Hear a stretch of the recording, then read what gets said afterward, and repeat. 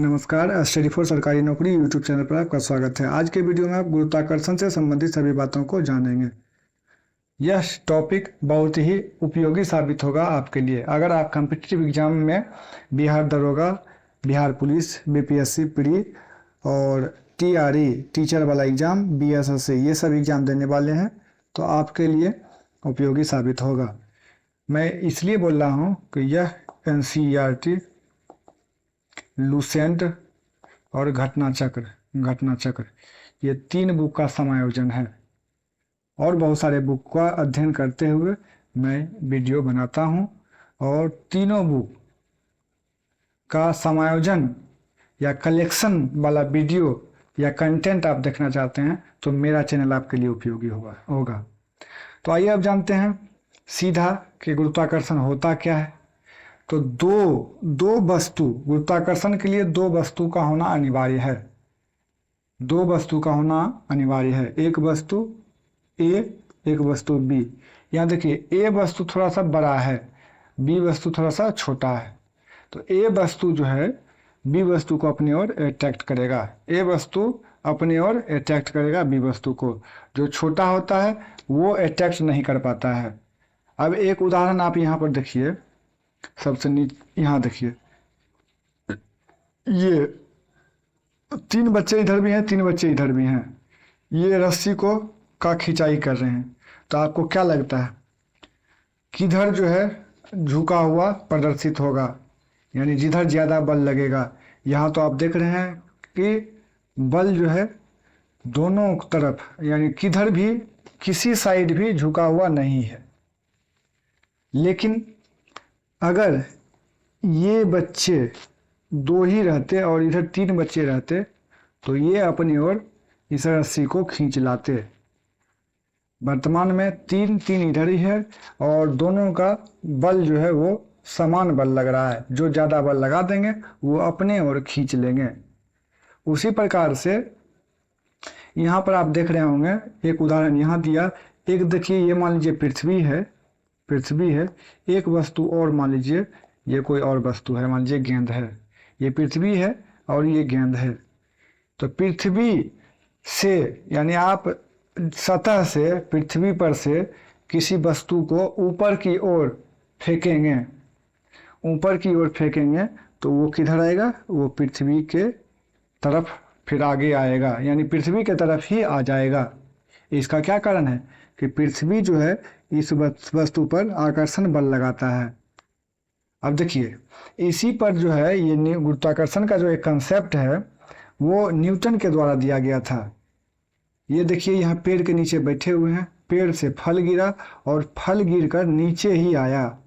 इनके मन में ये सोचने लगे कि ये नीचे ही क्यों आया, ऊपर क्यों नहीं गया। तो ये सोचने लगे और सोचने के क्रम में ही ये गुरुत्वाकर्षण से संबंधित नियम भी दिए, उसको भी आगे जानेंगे।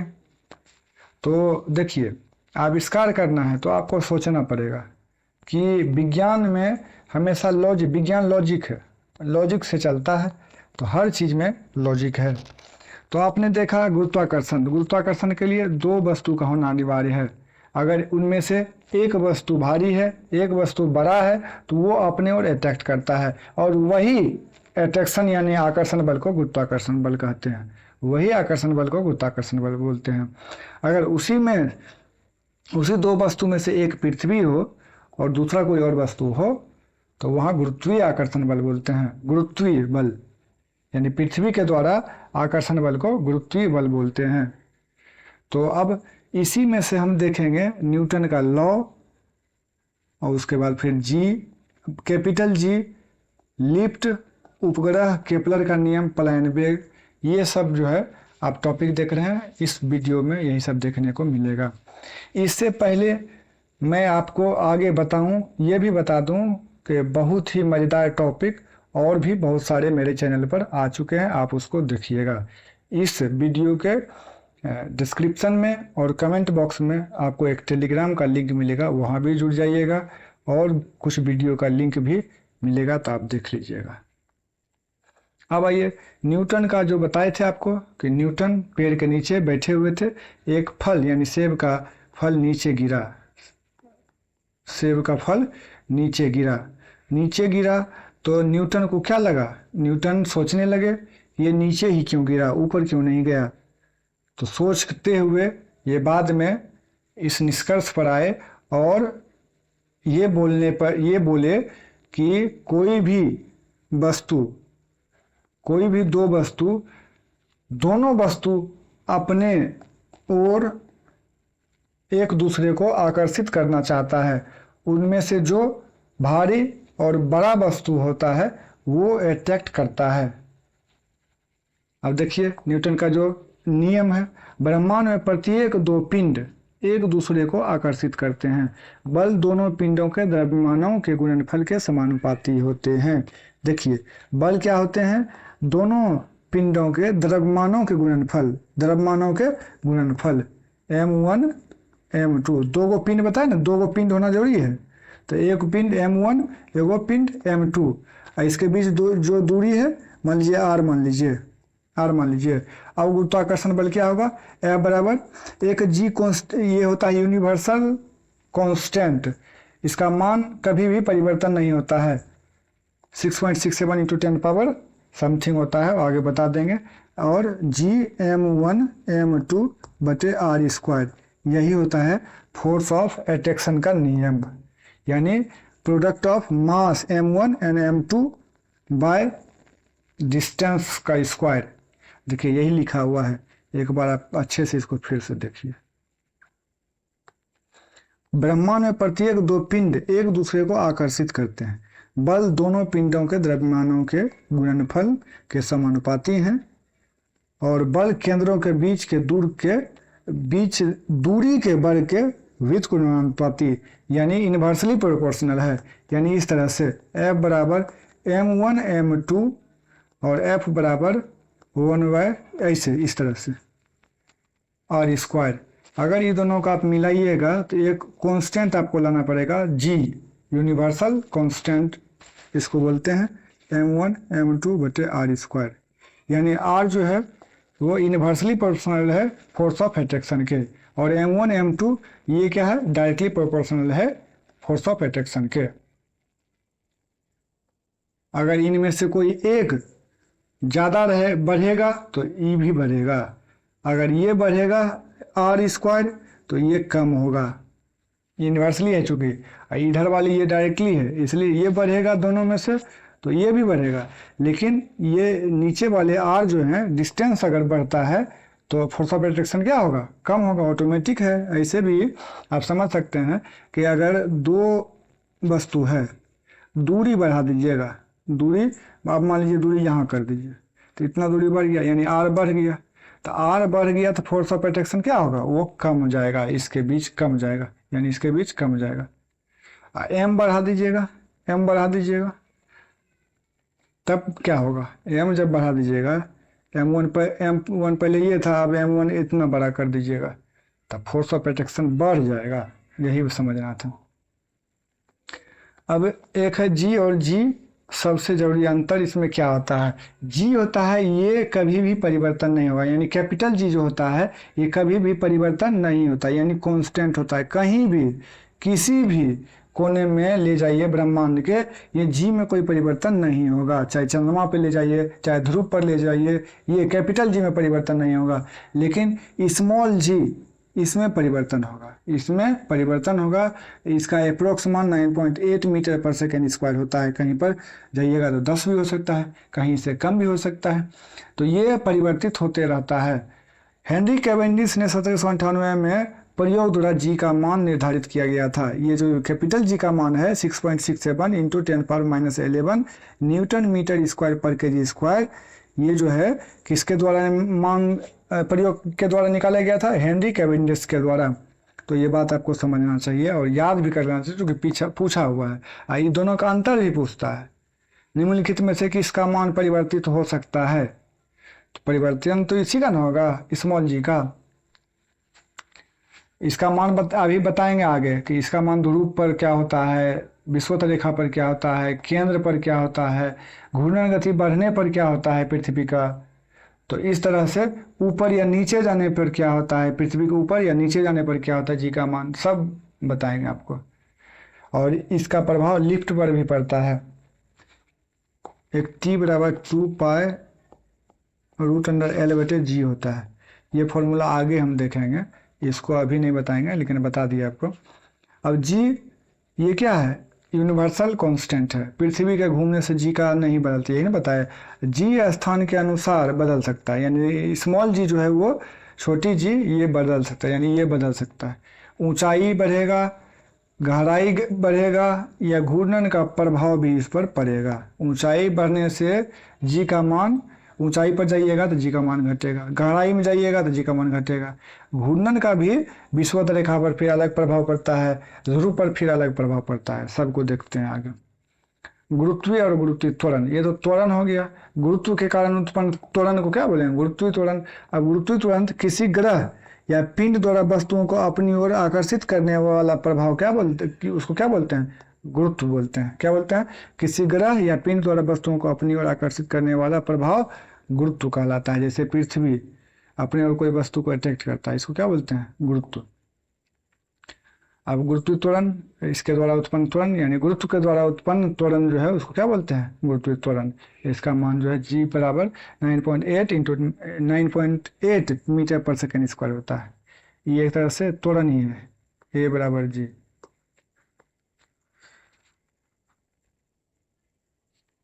और g का मान जो है वस्तु के द्रव्यमान, आकार, पदार्थ पर निर्भर नहीं करता है। अगर वायु को उपेक्षित कर दें तो g का जो है वस्तु के द्रव्यमान, आकार और पदार्थ पर निर्भर नहीं करता है।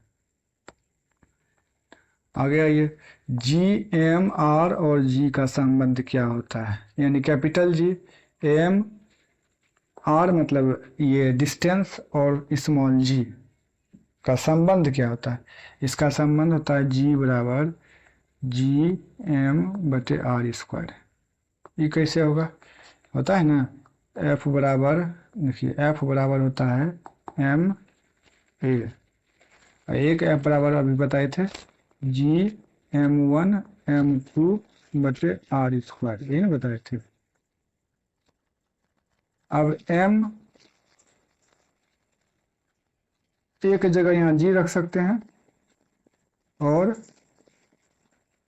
Gm1m2/r², एक g जो है, एक m जो है यहाँ से कट जाएगा और तब यहाँ पर g बराबर क्या बचेगा, तब यहाँ पर g बराबर बचेगा Gm2, m2 को हटा दीजिए, सिर्फ m लिख देते हैं, r² यहाँ पे था इसलिए स्क्वायर भूल गए थे, r² लिख दिए। यही होता है संबंध, g बराबर Gm/r²। इसको m1 लीजिए या m1 2 को करके हटा दीजिए।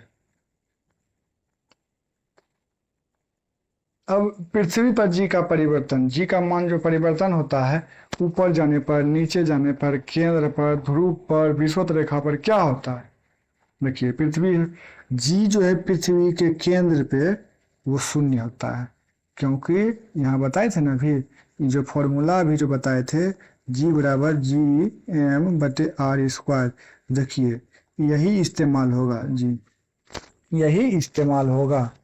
r जो है यहाँ पर शून्य होता है, केंद्र पे r शून्य होगा ना, ये रेडियस यानी यहाँ देखिए, यहाँ जब ये आए तो यहाँ r क्या हो, शून्य हो गया, तो g का मान भी शून्य हो जाएगा।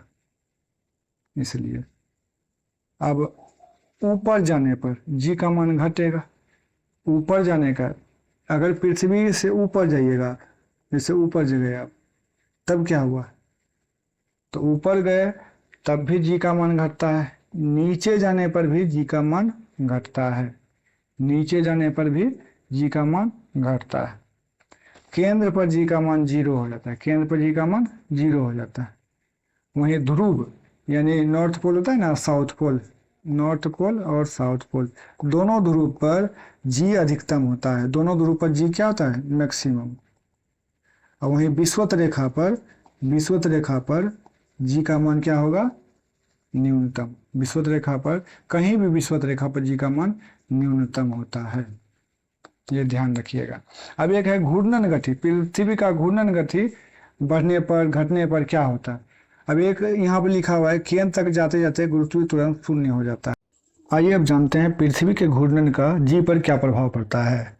यानी पृथ्वी का घूर्णन गति बढ़े, घूर्णन गति घटे, विषुवत रेखा पर परिवर्तन होता है।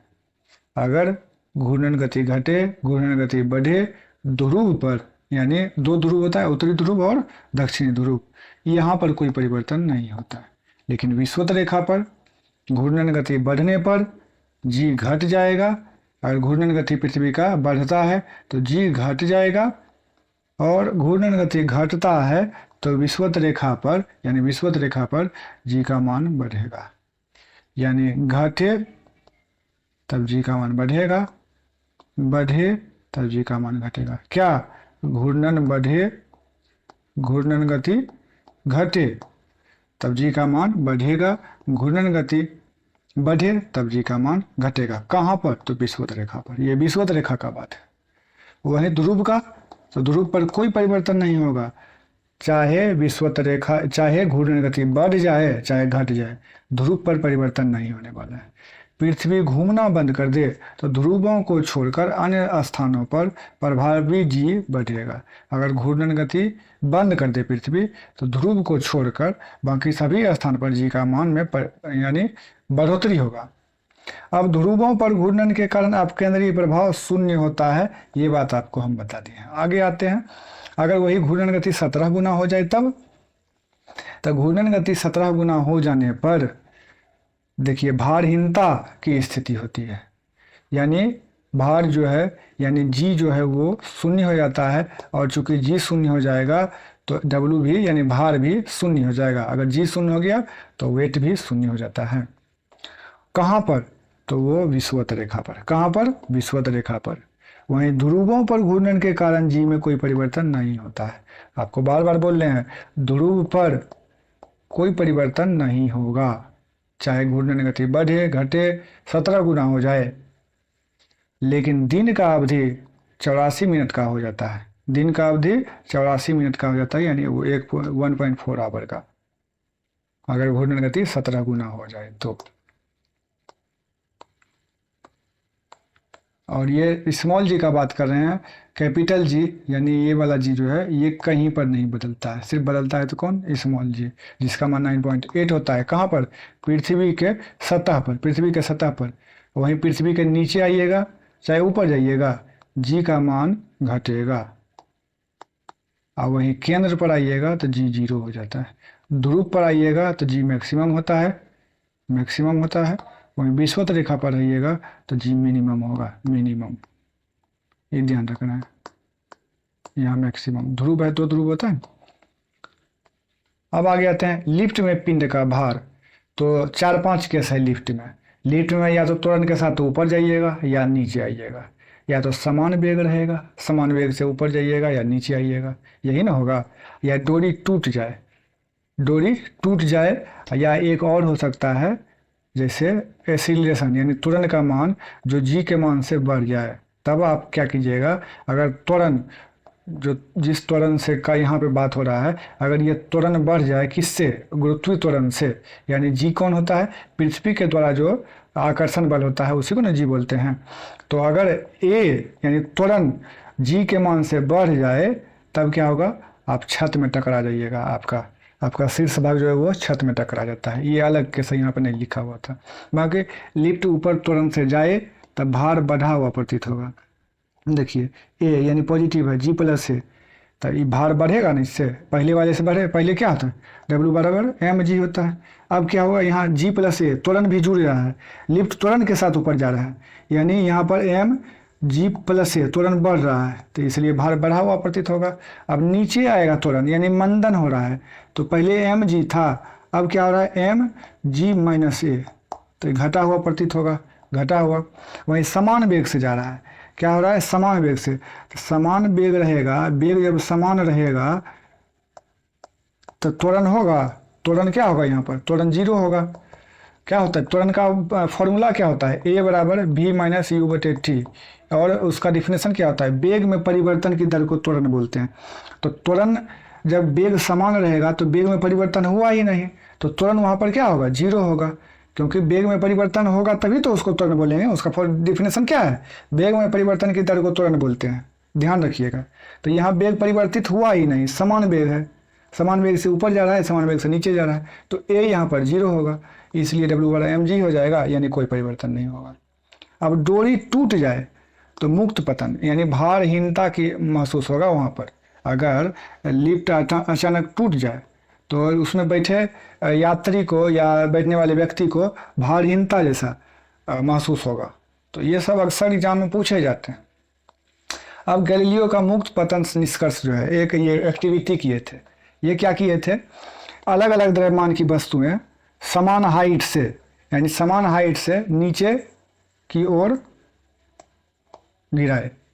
अलग अलग द्रव्यमान की वस्तुएं समान गुरुत्वीय त्वरण से नीचे की ओर गिराए।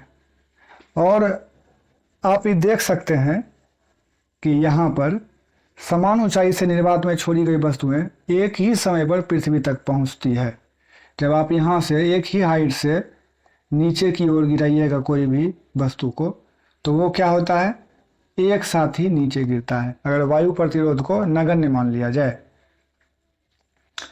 अब सामान्य वातावरण में पंख और पत्थर अलग समय पर गिरते हैं क्योंकि वायु प्रतिरोध अलग होता है। अभी जैसे नॉर्मल स्थिति में जब हवा वहाँ पे वायु प्रतिरोध होगा तब पंख और पत्थर दोनों क्या होगा? दोनों अलग अलग समय में। लेकिन वायु प्रतिरोध को हटा दिया जाए, नगण्य मान लिया जाए या उसकी उपेक्षा कर दिया जाए, तब क्या होगा? चाहे अलग अलग द्रव्यमान ही क्यों ना हो, चाहे पंख लीजिए या पत्थर लीजिए, अगर समान हाइट से गिराते हैं तो पृथ्वी के सतह पर भी यह दोनों सेम समय में नीचे गिरेगा। चाहे आप रुई का, एक सवाल पूछता भी है, रुई का 1 किलो लीजिए, 1 किलो वजन का रुई लीजिए और 1 किलो वजन का आप कोई लोहा लीजिए और उसको एक हाइट से छोड़िए, दोनों साथ में गिरेगा। यही बात समझना। अब द्रव्यमान और भार में अंतर क्या होता है?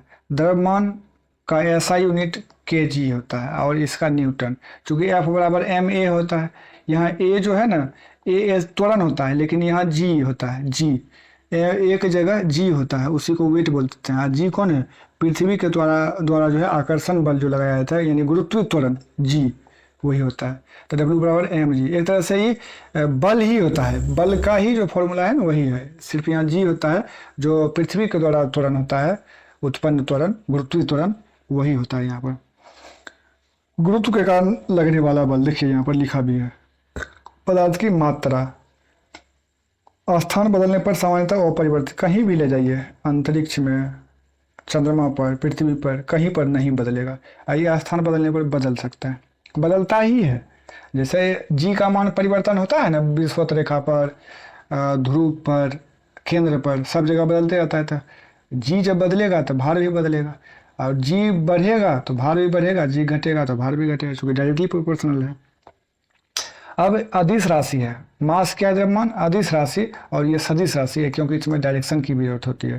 चंद्रमा पर मास वही रहेगा, चंद्रमा पर मास कितना हो जाएगा? वेट 1/6 हो जाता है। ये पूछता है 100 न्यूटन का अगर कोई भार वाला कोई वस्तु है पृथ्वी पर, तो चंद्रमा पर उसका कितना मान हो जाएगा? 100/6 न्यूटन।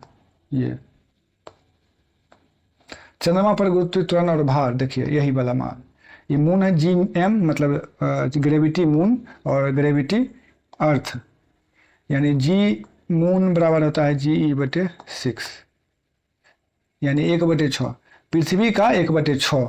अगर पृथ्वी पर कोई वस्तु का 90 न्यूटन मान है, भार है, तो वही चंद्रमा पर क्या हो जाएगा? चंद्रमा पर क्या हो जाएगा? 90/6 यानी 15 न्यूटन। यही ध्यान रखिएगा। तो द्रव्यमान जो है चंद्रमा पर भी नहीं बदलेगा, लेकिन भार बदलता है। अब इसके भी ये जो यहाँ पर दिया हुआ है देखिए, 60 न्यूटन का पृथ्वी पर है, लेकिन चंद्रमा पर लगभग कितना हो जाएगा? 10 न्यूटन का। उपग्रह और कक्षीय वेग क्या होता है? तो ग्रह के गुरुत्वाकर्षण के प्रभाव में उसके चारों ओर घूमने वाला पिंड उपग्रह कहलाता है।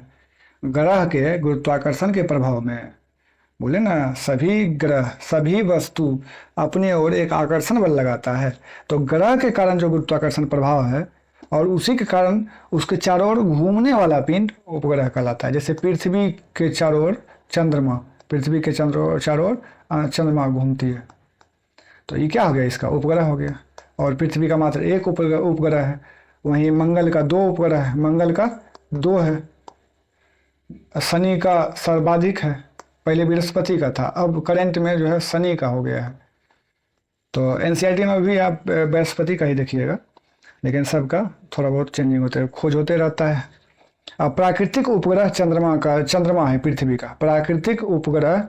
अब मैन मेड तो बहुत सारा है, मनुष्य द्वारा, वैज्ञानिक द्वारा बहुत सारा बना दिया गया उपग्रह, लेकिन प्राकृतिक का बात कीजिएगा तो सिर्फ एक है पृथ्वी का, जिसका नाम है चंद्रमा। अब कृत्रिम उपग्रह मानव द्वारा निर्मित होता है। कक्षीय वेग, उपग्रह को कक्षा में बनाए रखने के लिए आवश्यक वेग, कक्षीय वेग यानी उपग्रह जो जिस कक्षा में घूमती है, यानी चक्कर जो लगाती है, चाहे पृथ्वी का चंद्रमा हो, या फिर आप ये भी कह सकते हैं कि कोई मंगल का भी उपग्रह होगा, वो भी चक्कर लगा रहा है। तो इस तरह से अब आइए उपग्रह का परिक्रमण काल और भू स्थिर उपग्रह का परिक्रमण काल जो है वह लगभग 24 घंटे होता है, जो पृथ्वी का घूर्णन काल होता है। 24 घंटा होता है ना लगभग। पृथ्वी सूर्य का चक्कर, अपने आप का चक्कर कितने देर में, यानी पृथ्वी का घूर्णन गति कितना है, 24 घंटा। वही इसका भी है, वही उपग्रह का भी परिक्रमण काल है इसको घूमने का। ऊंचाई लगभग 36,000 किलोमीटर, 36,000 किलोमीटर, ये सब सवाल पूछा गया है। यानी जो कृत्रिम उपग्रह होते हैं उसका हाइट जो है 36,000 किलोमीटर पर वह जाकर घूमते रहता है। इसका उपयोग संचार, टीवी प्रसारण, मौसम का पूर्वानुमान, दूर संचार के लिए किया जाता है। यही फॉर्मूला होता है। देखिए ये अभी बताएंगे आपको आगे, केपलर का नियम से संबंधित है। देखिए यही है केपलर का नियम। केपलर के ग्रहों के गति के 3 नियम है। कितने नियम? 3 नियम। कक्षाओं का नियम, क्षेत्रफल का नियम और आवर्तकाल का नियम। 3 नियम है। कक्षा का नियम ये होता है कि इसका कक्षा क्या है, दीर्घवृत्ताकार, इलिप्टिकल पाथ। पूछा भी गया इलिप्टिकल, कौन सा पाथ? इलिप्टिकल, दीर्घवृत्ताकार, इस तरह से, पूरा गोल नहीं, इलिप्टिकल, इस तरह से। कक्षाओं का नियम यानी इस ग्रह जो है सूर्य के चारों ओर किस पाथ पर मूवमेंट करता है? गति जो होता है दीर्घवृत्ताकार पाथ पे, इलिप्टिकल पाथ पे। सूर्य एक फोकस पर होता है, यानी यहाँ पर स्थिर होता है और इसके चारों ओर जो है इलिप्टिकल दीर्घवृत्ताकार पाथ पे ग्रह जो है इसका चक्कर लगाते रहता है। तो इस तरह से कक्षा का नियम, पहला नियम ये हो गया, यानी पहला नियम है कक्षा का नियम। दूसरा नियम है क्षेत्रफल का नियम, यानी समान समय में, चूंकि पाथ तो इलिप्टिकल है, तो यहाँ पे जो मूवमेंट होगा जितना समय में, इतना जितना क्षेत्रफल का कवर करेगा कोई भी ग्रह, उतना ही समय में यहाँ पर भी उतना ही एरिया कवर करेगा। तो यही बोलता है समान समय में समान क्षेत्रफल तय होता है। समान समय, अगर यहाँ मान लीजिए 5 घंटा लगा, तो 5 घंटा में इसे जितना एरिया यहाँ कवर किया उतना ही एरिया 5 घंटा में यहाँ भी कवर करेगा। ऐसा नहीं कि यहाँ ज़्यादा हो गया या ज़्यादा यहाँ कम हो गया। तो यही है, समान समय में समान क्षेत्रफल तय होता है। और सूर्य के निकट ग्रह तेज चलता है, सूर्य के निकट ग्रह तेज चलता है। यानी देखिए यहाँ तो दूर है, यहाँ क्या है, नज़दीक है। तो जहाँ जैसे नज़दीक आएगा तो वहाँ थोड़ा तेज हो जाता है, फिर दूर जाते जाते थोड़ा स्पीड कम हो जाता है। अब आवर्तकाल का नियम, T square is directly proportional to R का क्यूब, यानी आर होता है डिस्टेंस, टी होता है टाइम पीरियड। टी का whole square is directly proportional to R का क्यूब। यानी आप ये कह सकते हैं, अभी जो बताया आपको, जैसे जैसे कोई भी ग्रह पृथ्वी का यानी सूर्य का चक्कर लगाता है, तो जब नज़दीक जाता है तो उसका टाइम पीरियड क्या होता है, यानी जब नज़दीक जाता है तो उसका स्पीड बढ़ जाता है, और जब वो दूर जाता है तो उसका स्पीड कम जाता है। तो यही बात, ये ध्यान रखिएगा। आवर्तकाल का नियम क्या है? टी का whole square is directly proportional to R का क्यूब। यानी आर बढ़ेगा तो उसका समय यानी टाइम पीरियड भी बढ़ेगा, आर घटेगा तो उसका टाइम पीरियड भी घटेगा। यानी आर घटेगा तो टाइम पीरियड घटेगा, यानी स्पीड थोड़ा घूमेगा। यही बात यहाँ पर देख लीजिए, ये जो लिखा हुआ है, ये बात समझ गया। अब पलायन वेग, पृथ्वी से आप कोई चीज़ फेंकते हैं, पृथ्वी से कोई चीज़ फेंकते हैं, फिर ये नीचे चलाता है, फेंके और फिर कहाँ आ गया? पृथ्वी की सतह पर, गुरुत्वाकर्षण बल के कारण। लेकिन आपको अगर कोई चीज़ फेंके हैं और इसको आपको अंतरिक्ष में ले जाना है, तो इसके लिए आपको कितना वेग से पृथ्वी से आपको वस्तु फेंकना होगा, कितना वेग से? तो 11.2 किलोमीटर पर सेकेंड से, जिसको क्या बोलते हैं? पलायन वेग। पलायन वेग, पलायन वेग कक्षीय वेग से √2 गुना होता है। √2 गुना कक्षीय वेग बराबर पलायन वेग। पलायन वेग बराबर √2 गुना कक्षीय वेग। ये सवाल पूछता भी है कि पलायन वेग कक्षीय वेग का कितना गुना है, तो √2 गुना।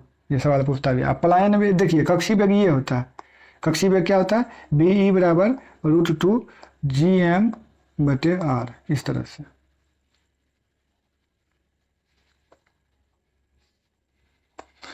पृथ्वी लगभग 11.2 किलोमीटर पर सेकेंड, पृथ्वी पर से आप कोई भी वस्तु को फेंकिएगा तो पलायन कर जाएगा। वहीं चंद्रमा के लिए पलायन वेग क्या होता है?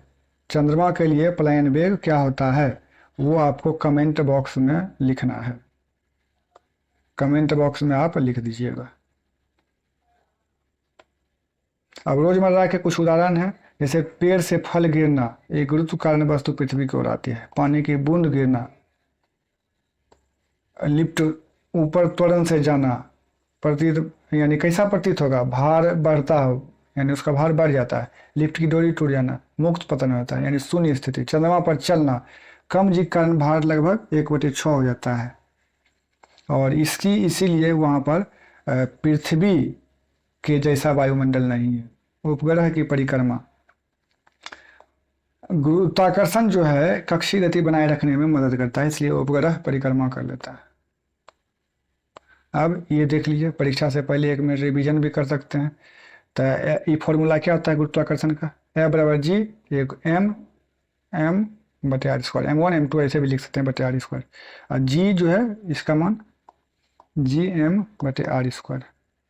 इसका मान यानी कैपिटल जी का 6.67 × 10⁻⁻11 न्यूटन मीटर स्क्वायर पर kg स्क्वायर। ये सब पूछा गया है। चंद्रमा पर जी का मान कितना होता है पृथ्वी के बनस्पत? G/6। W बराबर mg होता है, वेट बराबर देख लीजिए। पलायन वेग 11.2 किलोमीटर पर सेकेंड। ये क्या होता है? इसका जो आप केपलर का भी नियम देख रहे थे, आवर्तकाल का नियम, T² directly proportional to r3। 3 नियम है ना, कक्षा का नियम, इलिप्टिकल पाथ, क्षेत्रफल का नियम, समान समय में समान क्षेत्रफल, और आवर्तकाल का नियम T² directly proportional to r3। अभ्यास के लिए कुछ प्रश्न है यहाँ पर, आप देखिए। न्यूटन के जो जी का मान है, सार्वत्रिक गुरुत्वाकर्षण नियम का सूत्र लिखिए। ये सूत्र पूछ रहा है, तो F बराबर M1 M2/r²। जी और जी में क्या अंतर है, यानी कैपिटल जी और स्मॉल जी में? तो ये कभी नहीं बदलता, ये बदल जाता है। इसका मान 6.67 × 10⁻11 न्यूटन मीटर स्क्वायर पर kg स्क्वायर होता है, देख लीजिए यहाँ पर। और स्मॉल जी का पृथ्वी की सतह पर 9.8 मीटर पर सेकेंड स्क्वायर होता है। पृथ्वी के केंद्र पर जी का मान कितना होता है? केंद्र पर तो 0। घूर्णन गति बढ़ाने पर विषुवत रेखा पर प्रभावी जी पर क्या प्रभाव पड़ेगा? बढ़ेगा, यानी जब यहाँ बढ़ेगा, घूर्णन गति बढ़ेगा, तो जी का मान क्या होगा? घटेगा, आपको बताए थे। और वहीं घूर्णन गति घटेगा, तब जी का मान में क्या होगा? तब बढ़ेगा, तब जी का मान बढ़ेगा, उल्टा होता है। ध्रुव पर कोई परिवर्तन नहीं होता है। लिफ्ट की डोरी टूटने पर पिंड का प्रतीत भार कितना होगा? यानी यहाँ शून्य की स्थिति, भारहीनता हो जाती है, भारहीनता, शून्य। अब अगला, चंद्रमा पर भार कितना होता है? यानी पृथ्वी का 1/6, पृथ्वी के 1/6 होता है। कक्षीय वेग और परिक्रमण काल के सूत्र लिखिए। कक्षीय वेग और परिक्रमण काल का सूत्र लिखिए, ये आप लिख दीजिएगा। केपलर का तीसरा नियम क्या है? T² directly proportional to r3। पलायन वेग क्या है?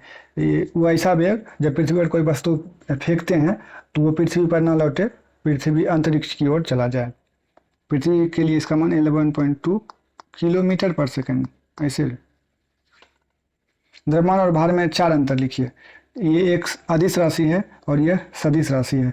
ये कहीं नहीं बदलेगा, ये बदलेगा। इसका जो मान होता है वो हमेशा स्थिर रहता है और इसका बदलते रहता है। 4 अंतर आप इसमें लिखिएगा। किसने न्यूटन के पूर्व ही बता दिया था कि सभी वस्तुएं पृथ्वी की ओर आकर्षित होती हैं? देखिए IAS 1955 में पूछा गया है। इसका उत्तर आपको खुद देना है। आर्यभट्ट, बारहमीर, ब्रह्मगुप्त गुप्त या बुद्धगुप्त, ब्रह्मगुप्त या बुद्धगुप्त, कौन बोले थे? यानी भारत का आइंस्टीन किसे, भारत का न्यूटन किसे बोलते हैं? तो ये बात, इसका आंसर आपको लगा देना है। इसका आंसर आपको खुद लगाना है। गुरुत्वाकर्षण का नियम किसने दिया था? गुरुत्वाकर्षण का नियम किसने दिया था? ये बात आप देखिए, चार्ल्स न्यूटन, आइजैक न्यूटन, दोनों ये पूछा गया, इसी तरह से ऑप्शन दिया हुआ है।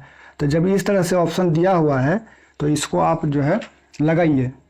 आपको बताए हैं, नहीं तो पूरा वीडियो देखिए। तो इसका आइजैक न्यूटन होगा। अंतरिक्ष यात्री जो चक्कर लगा रहा है तो वहाँ से सेब छोड़ता है, अगर सेब गिरा दे तो वह पृथ्वी की ओर गिरेगा या कम गति से गतिमान होगा, अंतरिक्ष यान के साथ उसी गति से गतिमान होगा? इसका उत्तर ये होगा। अगला क्वेश्चन है, लकड़ी, लोहे और मोम के समान आकार के टुकड़े को समान ऊंचाई से पृथ्वी पर गिराया जाता है, तो कौन सा टुकड़ा सर्वप्रथम गिरेगा? तीनों साथ में गिरेगा, तीनों साथ में। जब कोई वस्तु ऊपर से गिराई जाती है तो उसका भार क्या होगा? जब कोई वस्तु ऊपर से गिराई जाती है उसका भार क्या होगा? अपरिवर्तित रहता है, अपरिवर्तित। पीसा की झुकी हुई मीनार गिर नहीं जाती क्योंकि गुरुत्व केंद्र से जाने वाली ऊर्ध्वाधर रेखा तल के अंदर रहती है। ये सवाल पूछा गया, देखिए यूपीपीसीएस में सब सवाल पूछा गया है।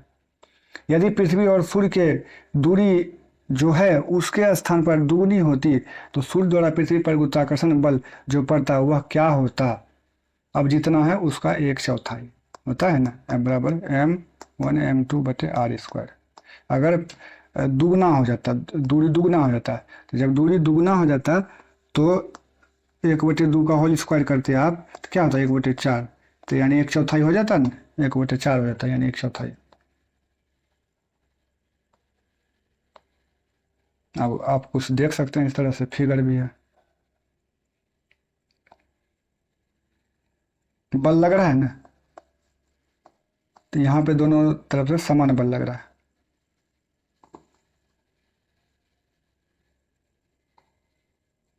अब देखिए, गेंद ही बच्चा गेंद से छक्का लगाता है, यानी बैट से छक्का लगाता है और वो बॉल नीचे की तरफ आ जाता है। ऊपर ही क्यों नहीं चला जाता है? ऊपर जाने के लिए कितना चाहिए? 11.2 किलोमीटर पर सेकेंड की स्पीड से इसको लगाना पड़ेगा छक्का, तभी पलायन कर जाएगा गेंद, ऐसे नीचे चलाएगा, क्योंकि गुरुत्वाकर्षण है। गुरुत्वाकर्षण बल बॉल को नीचे की तरफ ला लेता है। अब यहाँ पर छोड़ दिया गया, मुक्त पतन हो गया।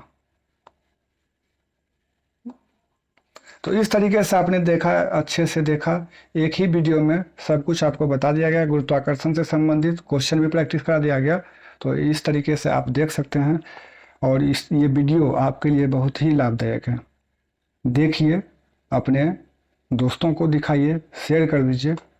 सब्सक्राइब चैनल नहीं किए हैं तो कर दीजिए। सब्सक्राइब नहीं कीजिएगा तो उससे कोई दिक्कत नहीं है, तो कम से कम आप जो है इसको देखिए और जो ज़रूरतमंद है उसको भी दिखाइए, क्योंकि वीडियो बहुत सारा है यूट्यूब पे, फ्री में, पेड में, सब जगह है, लेकिन आपको ये फ्री में ही मिल रहा है और इतना अच्छा क्वालिटी आपको पेड में भी नहीं मिलेगा। और एग्ज़ाम को फोकस करके वीडियो बनाया जा रहा है, कंटेंट दिया जा रहा है, और जो एग्ज़ाम का आप तैयारी कर रहे हैं उसी का। बहुत बहुत धन्यवाद।